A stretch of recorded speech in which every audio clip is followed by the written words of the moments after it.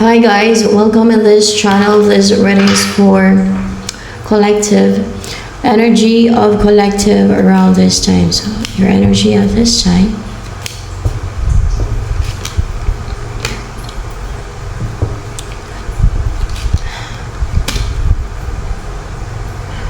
Ay, bala kong mag-travel, may puntahan ka, may goal ka, na you choose to pursue your goal. Pwedeng mag-travel or related sa pag-travel. Or paano man itong goal mo na ito related sa pag-travel to eh. Baka mag-travel ka around the world o sa ibang bansa, sa ibang lugar, sa malayong lugar. Kasi gusto mong mag-migrate doon ka na magtayo ng kabuhayan mo, mag-settle down, ganun ang plano mo, kung ano mo itong goal mo na ito.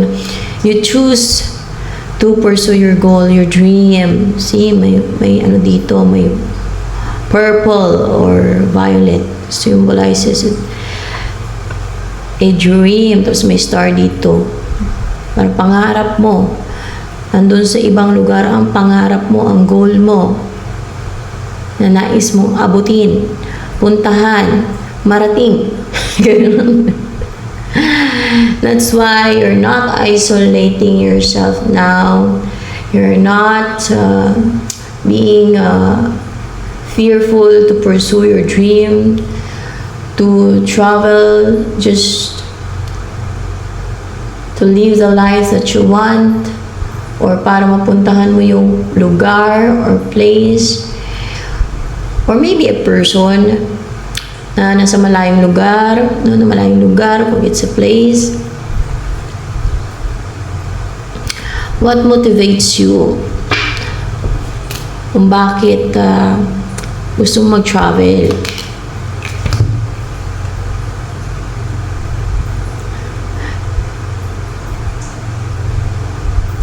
Because your mind is clear now.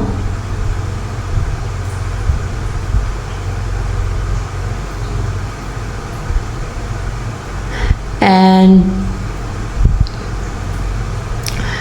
you're not stuck. Klaro na yung judgment mo, yung isip mo, na pag hindi mo pinursue yung goal mo, o pag hindi ka nag-take ng action, pag hindi mo ginawa yan, you are powerless. You are being controlled by someone or anyone. Your mind is being controlled. You're not in control of your own life, of your own thoughts. Na there is someone na nangungontrol sa'yo using witchcraft man or spiritual attacks to control you. So, ayaw magpa-control. Ayaw mo magpa-manipulate. Ayaw mo magpa-overpower sa mga gustong mangontrol sa'yo. Tao man sila o kung ano man silang nila. Because your mind is clear now. Your judgment is clear now. It's not clouded. You see the truth. You see the deception and lies and manipulation and illusion behind it. No?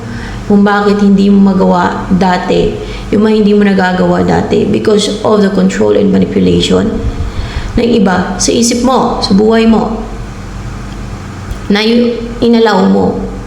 Ngayon, hindi mo na inaalaw because naklaruan ka na. Naging aware ka na sa mga deception and lies and manipulation nila and deceit nila. That they have created illusions that are manipulating and influencing your mind, your thought, your life, your decisions in life.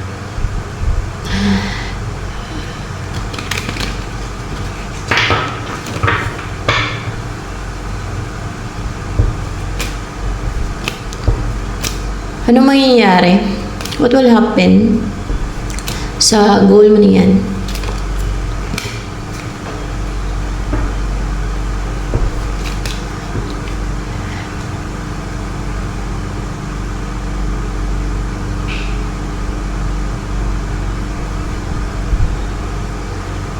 Para bang wala kang strength. Kahit wala kang strength, i-ano mo i-push mo ituloy-tuloy mo You keep doing that. You keep pursuing your goal. You will put effort continuously and hard work. Na kahit na wala kang strength. So there's a deceit here kung bakit wala kang strength.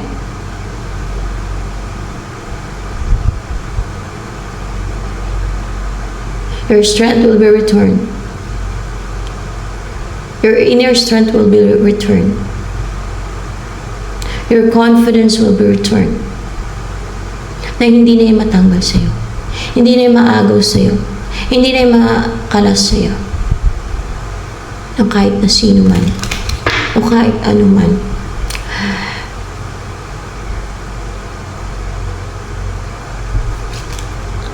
Na-atake nila yung strength mo Para maging duwag ka.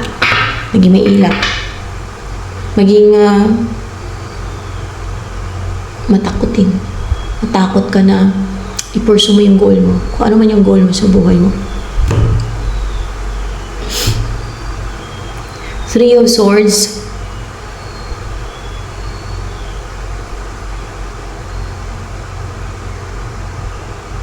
Masasaktan ka, ma-hurt ka.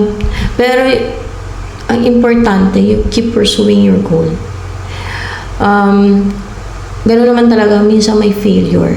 Pero if you continue and kasi pagka gusto mo, di ba, may paraan. If you keep doing that, kung ano man yan na goal mo na puntahan para sa kinabukasan mo, ikaganda ng buhay mo, wala ka namang piniperwisyo. Di ba? Wala ka namang dinadaya. Just, ang goal mo lang, achieve mo yung goal mo. What's wrong with that? Ano yung gumagawa ng deceit sa'yo? Na napaklawded ng isip mo, pero ngayon hindi naklawded yung isip mo, yung judgment mo. Those people want to hold you back kung tao man yun sila. O kung ano man silang nilalang. Na hindi mo makamit yung mithiin mo, yung minimithi mo sa buhay. Ganun yan sila Because they're not fulfilled in life, they're not happy in their own life, they're not contented in their own life. It's because they're evil. Kasi kung hindi evil yung isang tao, kahit hindi pa yung contented sa buhay niya, like me, kahit hindi pa yan fulfilled sa buhay, hindi naman yan mangialam sa buhay ng iba. Hindi yan manghila ng iba. Hindi yan mang-destroy ng buhay ng iba. Hindi yan mangontrol ng buhay ng iba. Hindi yan makapag-compete sa iba. Hindi yan yung gagawa ng mga deceit sa iba. Baga, ang focus na yung buhay niya. Meron siyang video sa shorts na kung paano ma-manipulate yung mga manipulator. And it is true. It's really true. It's absolutely true. Kaya, pinost ko dyan, nag-upload ako dyan. Kasi totoo yung sinasabi. It's really true. Tagal ko na na-observan yan, but yung sa akin, experience ko yung continuous manipulation dito sa paligid ko dito. Kung sino pa yung walang alam sa buhay, kunti ang kaalaman, na foolish, tawagin. Mga katoksikan ang ginagawa nila. Sila pa yung manipulative, na gusto mangontrol, gusto manipulate ng kapitbahay nila, ng ibang tao. You know what, kung bakit ganun sila? They want to prove themselves that they are intelligent. They are wise, they are clever.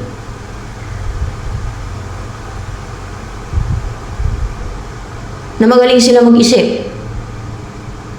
Magaling sila mangontrol. Dahil nakikita na sa sarili nila kung gaano sila ka.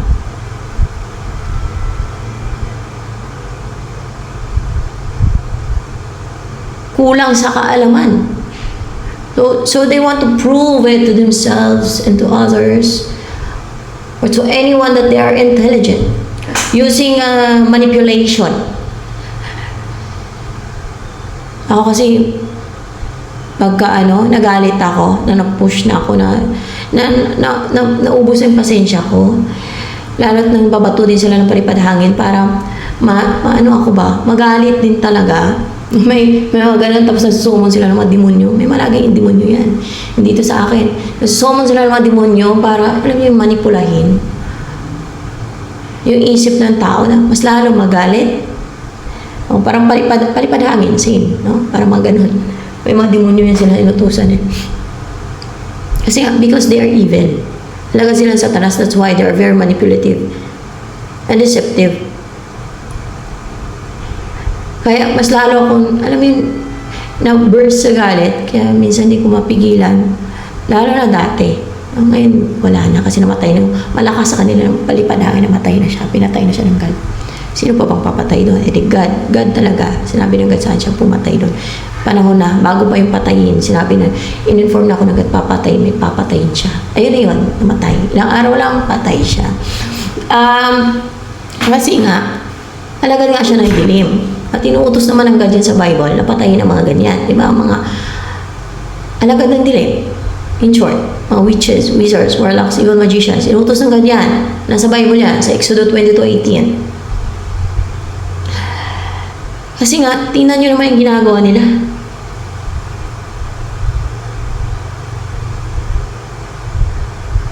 Mangontrol sila. Hindi sila mag-focus sa buhay nila. Mag-ruin sila ng pinagsikapan ng iba. Mukha ng iba, pag nainggit sila sa mukha ng iba. Ng alin? Witchcraft nila. Ako hindi ko napigilan eh. Lalo't alam kong ginagawa na ako ng witchcraft.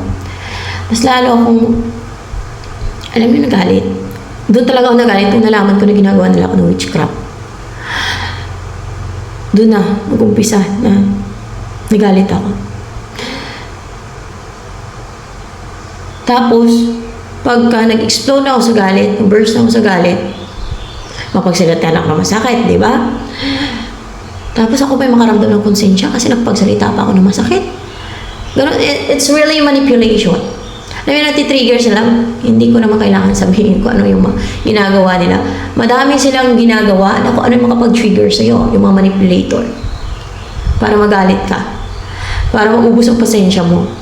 To the point pa nga na kung hindi ka talaga magalit, kahit anong pang-trigger nila sa'yo, batuhin ka nila palipad-hangin, sumunan ka nila ng demonyo. Because I have experienced it many times.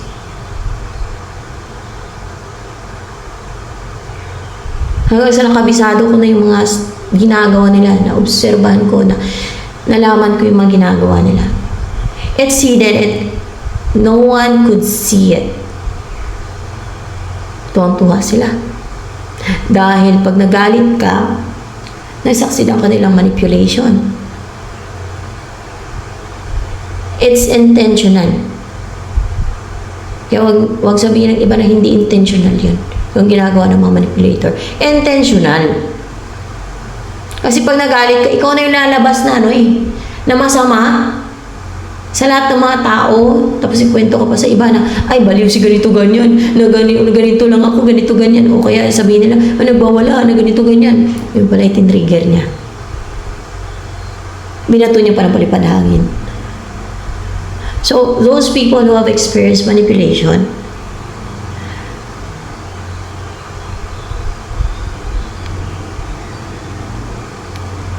as I have experienced it, mali yung makaramdam ka ng konsensya pag nagalit ka. Lalo at napanood ko yung video na yan. Hindi mo kasalanan pag nagalit ka eh. Pag tinitrigger ka nila eh. Dahil intentional yun na galitin ka nila. Pero mas maganda din talaga. Pero hindi ka kasi titigilan hanggat hindi ka nagalit na yung mag-burst ka sa galit. May mga, na-experience ko yun guys. Hindi ka titigilan eh. May mga ganun eh. Talagang gusto nilang lumabas yung emosyon mo. Ilabas mo yung emosyon mo. Yung galit mo, kung paano ka napektuhan ng mga pang-trigger nila, manipulation nila. And they are the one who will be punished by God. Not those people na tinitrigger nila nagagalit dahil tinitrigger nila. Kahit hindi mo nakikita ng mga tao yung ginagawa ng mga manipulative na yan, na manipulation sila, nakikita ng Diyos yan. Kaya hindi na sila magtaka kung bakit sila ipapunish ng God. Kung may hatol sa kanila ang God sa kabilang buhay, may punishment sa kabilang buhay sa kanila.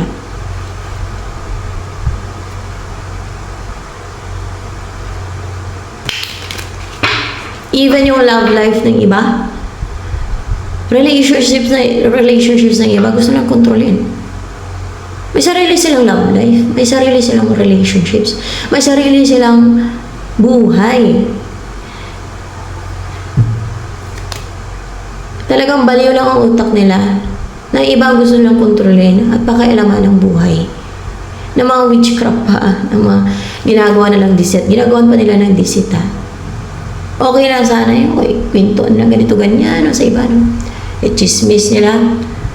Hindi gaano nakakapang perwisyo. Pero yung, ano yung mang-destroy, gagawa ng deceit, witchcraft, para sirain ang lahat ng aspeto ng buhay mo, kung ano man. So nila sirain. That's pure evil. And they deserve to be punished by God.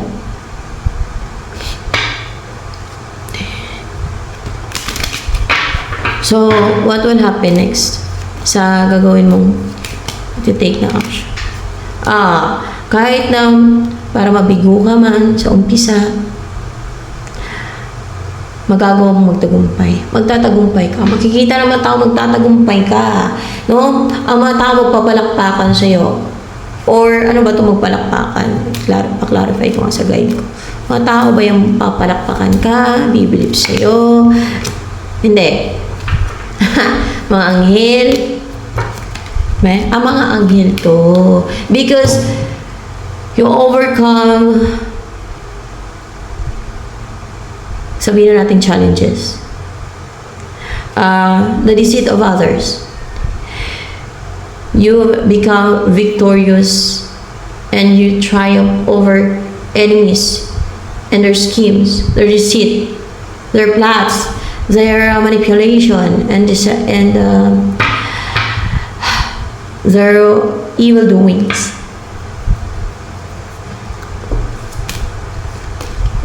Ano mangyayari sa buhay mo?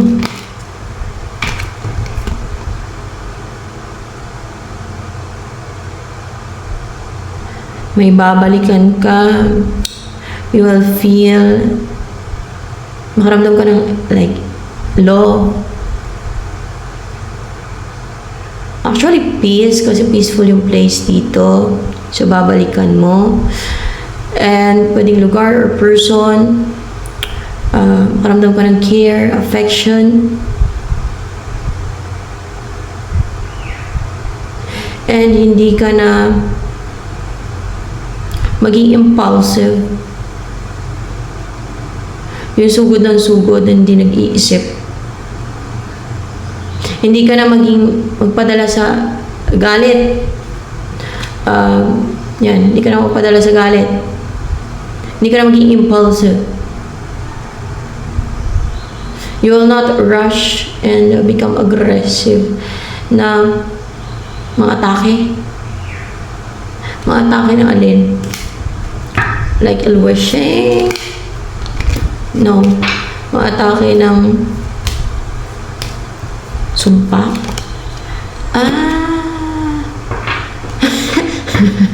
Susumpa ka.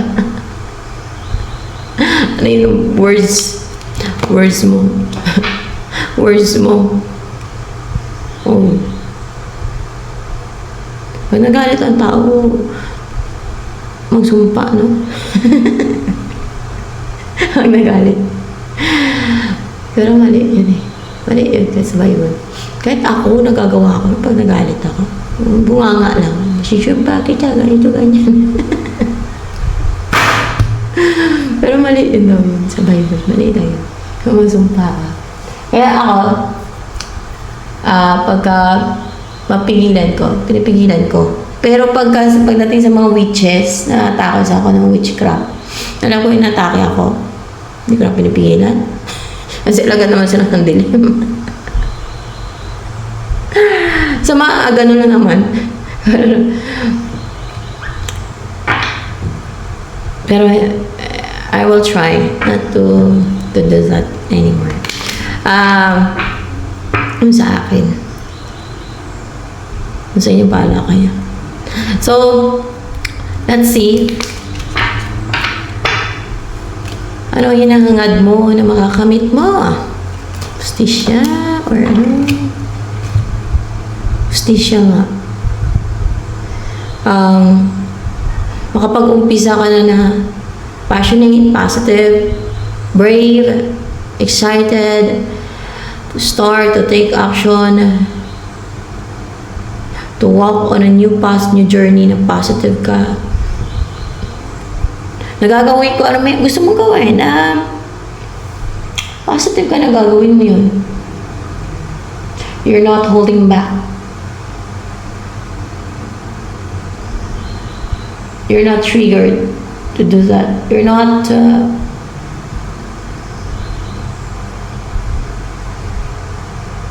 being held back by fear or intimidation of others. Ganyan yun yung page of wands. And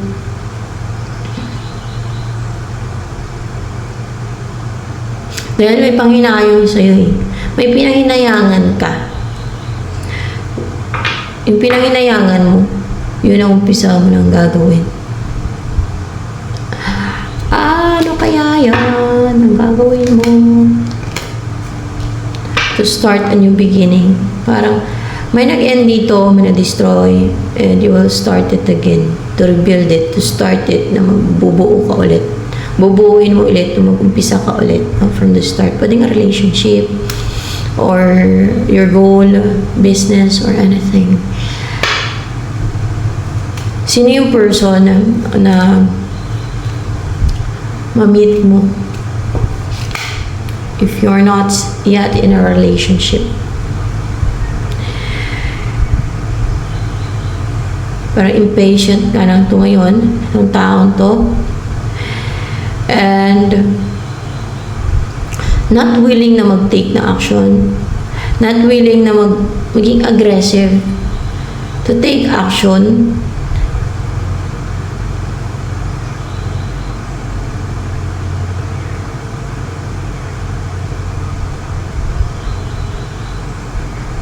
Not willing to make a move, or di siya ganun ka driven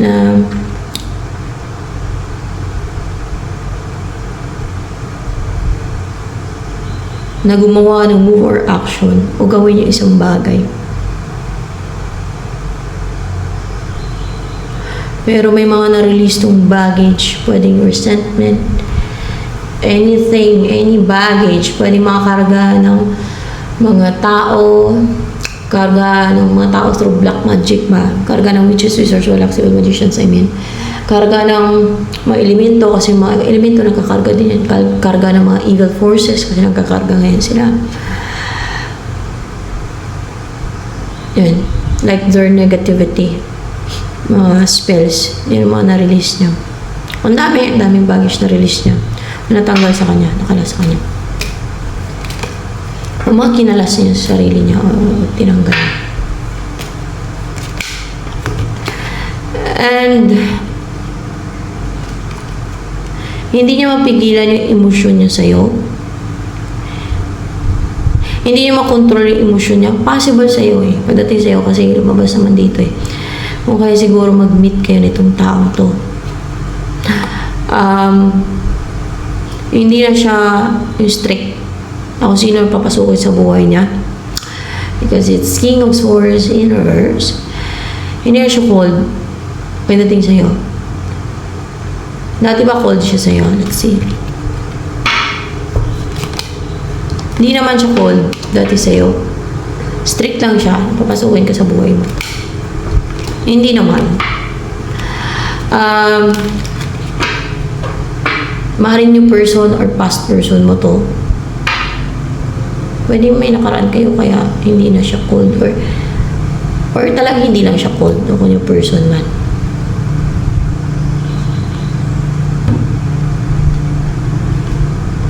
Na-hurt to parang naka-experience ng betrayal.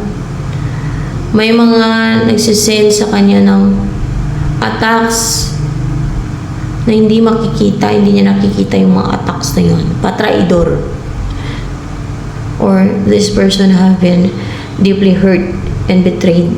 Siguro nakarelasyon niya dati. Or pwede mga tao sa paligid niya, kung sino man. Yun ang experience nitong tao to. O may nananraidor sa kanya. May nakataka sa kanya patalikod, patraidor. Yung sinasaktan siya patraidor. Hindi na makikita yung pag-traidor sa kanya. Ganun.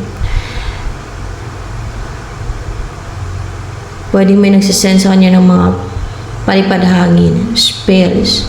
Ganun. Hindi makikita nga So, yun ang example. Isa sa mga example. O, pwede din may nangungulam sa kanya, may nanakit sa kanya na hindi harap-harapan ba? Hindi makikita, hindi niya nakikita. Hindi siya aware na may nagsisend sa kanya ng mga ganon. Gumagawa sa kanya ng mga yung pananakit. Kasi patalikod daw. Backstab, ganun. At itong tao na to, hardworking to, reliable,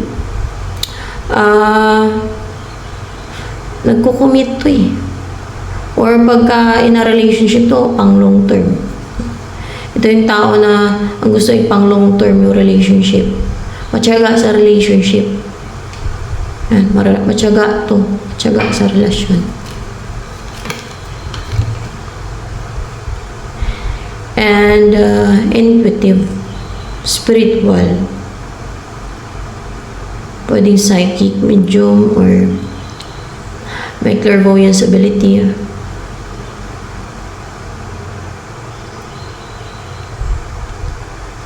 Ano ba to? Psychic. Psychic. Ano yung nag-guide sa kanya? Angels of light. Angels of light. Merong mga psychic na nag-guide ay mga spirits. Yung warning sa Bible ba ng gana? Merong mga nanghula na yung mga, kasi divination, di ba? Manghula. Ang nag-guide ay mga evil forces. Hindi naman lahat kasi nag-guide mga anghel. Merong mga anghel, depende kasi yan kung hindi ka witch. At kung sa Diyos ka, hindi ka gumagawa ng witchcraft at nagpapag-guide ka sa Diyos, ay pwede kang magsuporta at mag-guide sa'yo anghel, mga anghel ng God. Sa liwanag. Kasi wala mo namang masama kung alamin mong information. Ang katotohanan from God. Ang truth from God kung sa Kanya maghingi ng guide. At hindi ka naman witch, yan ang suporta sa'yo. Hindi ka naman alagad ng dilim. Yan ang suporta sa'yo, God. Liwanag. Lalo na kung mission mo yan para i-reveal ang truth. Binigyan ka ng God ng mission para i-reveal ang katotohanan. Kagaya kay Daniel sa Bible, di ba? God naman na nagbigay sa kanya ng insight, abilities na makapanghula na maintindihan niya yung mga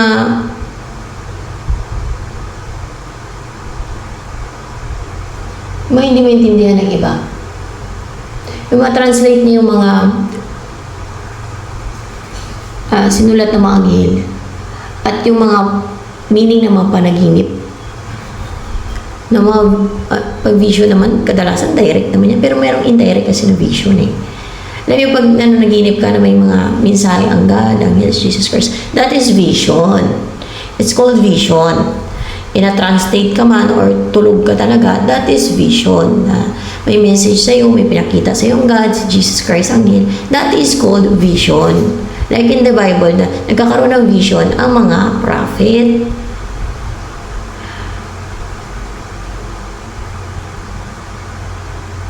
Mostly prophets, scribe, di ba? Sila scribe, Enoch din lang, si Enoch sa ano eh. Sa langit, through vision. Through vision, kasi hindi naman makapunta doon yung katawan ng tao eh. Through vision.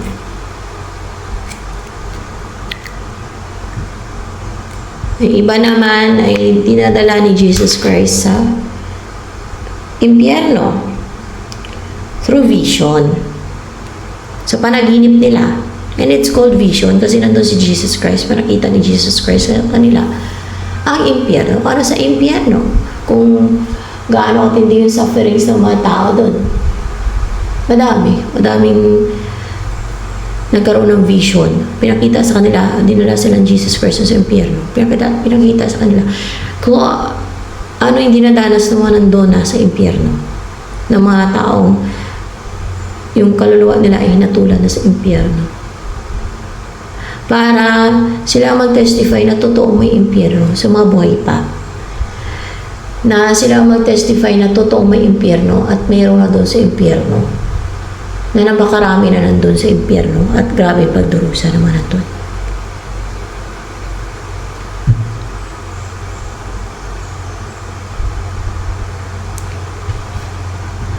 So yan.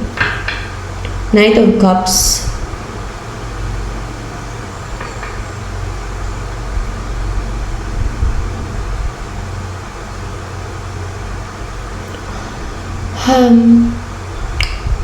Merong pwedeng wish, kahilingan, o may offer siya. A love offer.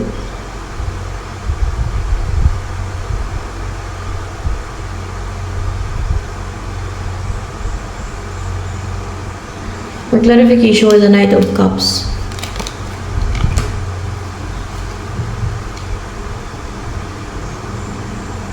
Ano to? Kahilingan niya to. Kahilingan niya to. Kahilingan niya. Siguro gamit yung isip niya, clarified by Nine of Swords na yung napalitik siya ng isip niya, utak niya, napalitik talaga. Alam yung gamit yung isip niya, pinag-isipan niya talaga na gamit yung isip niya, yung wish niya, gamit yung isip niya. Pinag-isipan niya talaga. Na pinag-effortan ng isip niya.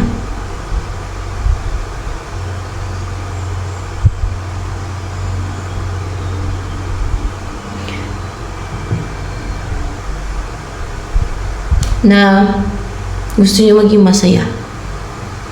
Possible with you. Na gusto niya maging masaya ng buhay niya. Maging positive ng buhay niya. Possible with you na yan, yung person na yan.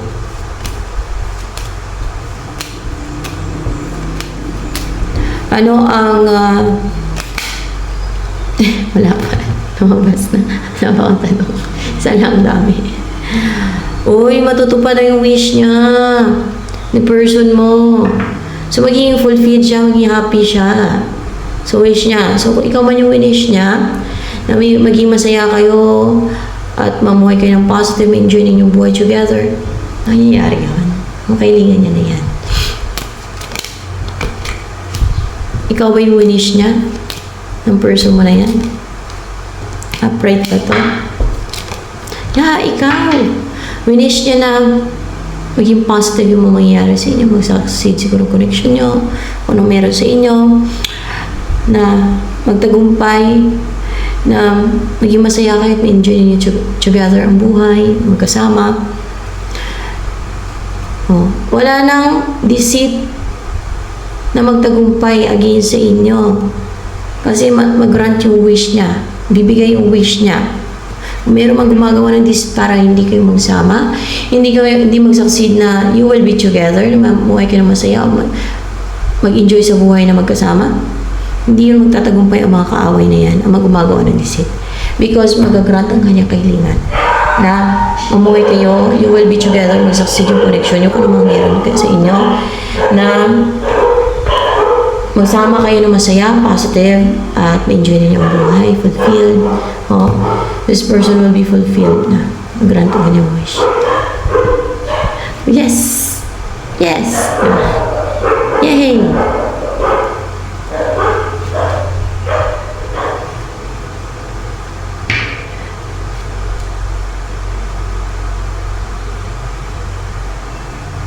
So, God bless guys. Ito na lamang for collective